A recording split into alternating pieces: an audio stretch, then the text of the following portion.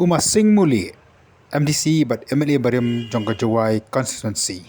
Ulah khalat kendin no mantakasi ka shipotari Jembang ada jarak puar.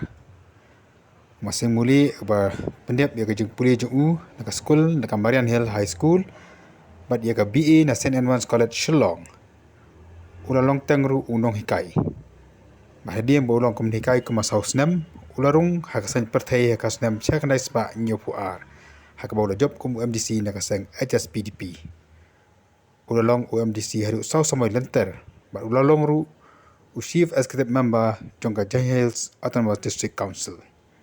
Hakasam ajar lai oleh konsek election MLA ba ula job nak Seng United Democratic Party.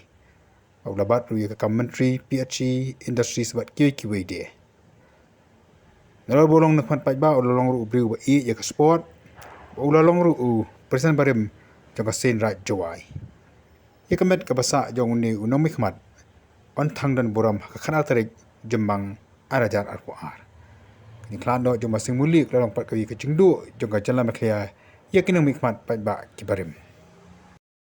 Dang katu kan ditayau Uma Seng Mulieh ulia kran bat uwe ni kinong ile YouTube Jong jala ba PS lengdo. Hakabaw la penpau ye kikam ke ba ule akapo ba MLA sapisa Jong ko sakatong. Ndangala jopat nga terima ke.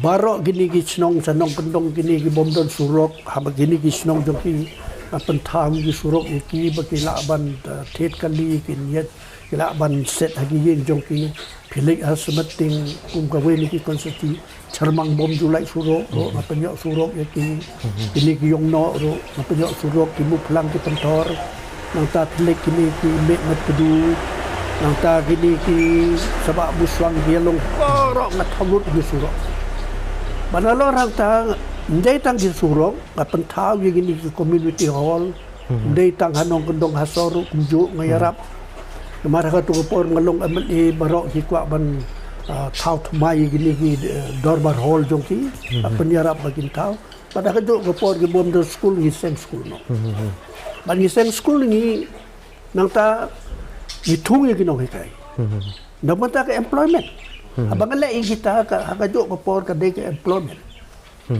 ya gini ki kon samla jongi ki pada don ki jing puli ki kedan ki besar apa kenang begini okam di Seng school road